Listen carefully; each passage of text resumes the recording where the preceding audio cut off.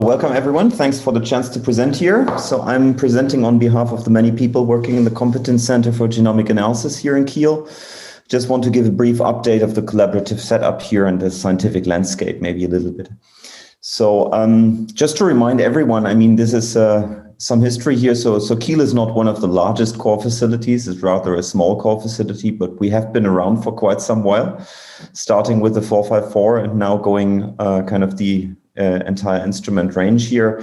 And we are very proud that in 2018, we were selected as one of 4 national competence centers by the German Research Society here, by the German Research Council here in Germany. And we just reselected for the next round of funding here. So it's the organizational structure of CCGA here is that we have one core facility with a clear data production group, data management analysis group.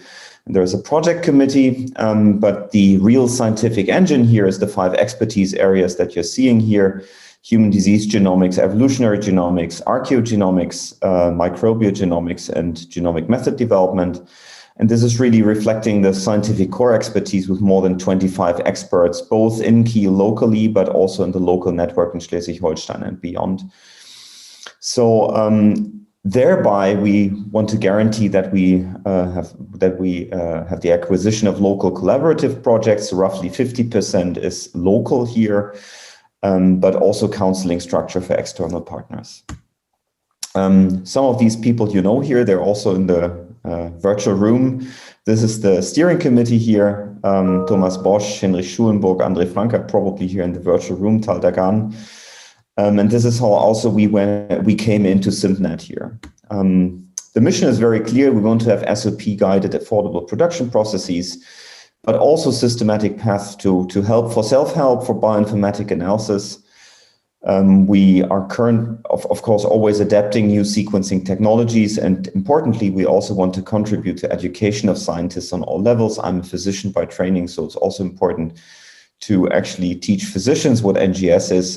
That's one of the missions that we have here.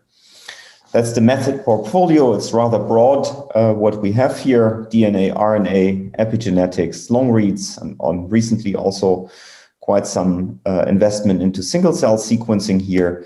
And with that, just showing you 2020, we have delivered something like 42,000 samples that we processed with the respective gigabase output here. That's the point of contact. It's a single point of contact. That's the web page here. That's also serving as an order portal. And here you're seeing the real people, the liaison scientists who actually do the job here: Janina Fuß, Christina Bronowski, Søren Franzenburg, without whom this would not be possible. And this is I think, quite transparent progress and pipeline here. So I'm not walking you through this, but behind there is, like, from that portal and from the point of contact, there are certain SOPs how samples are handled, and there's also a direct link to the lab, to the LIMS here, so that you can see also the kind of progress your project is making here. And that's the other thing, that's the last thing I want to make here. We really also want the Hitchhiker's Guide to the Omics universe, and that's the other part, that's the education here. And just one example: 2019, 2020, there was no course for obvious reasons.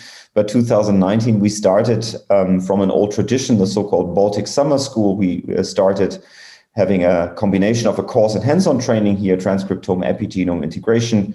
There's also a microbiome course that's done by André Franke as a summer school here, and the next larger events will be in summer and autumn 2021, really with hands-on training on how to handle such kind of data here by kind of real scientists from the CCGA, and would be happy to see you there. And with that, I thank you for your attention. Thank you. Thank you so much, Philip. That was very informative. Again, there's a question from Isabel Cordo from IGC. Isabel, please go ahead. Hello. I was just wondering, I didn't see in terms of the long reads any reference to the nanopore. Is there, you have anything against the nanopore, or? No, we don't have anything against the nanopore. We also had these smaller machines, but we don't have the bigger one. We have the Sequel 2, and this is, I mean, it was a strategic decision And of course, I mean, the next instrument generations are about to come. So, I mean, this is, it's a fast changing game, right? So nothing against nanopore. Okay, great. So can I also ask a question? Sure. Karina. Go ahead. So it's a related question. So what, and it's an ignorant question. So what do you use for the long reads? We use the Pacific Bioscience instrument, the Sequel 2, so the latest Pacific Bioscience single molecule sequencer.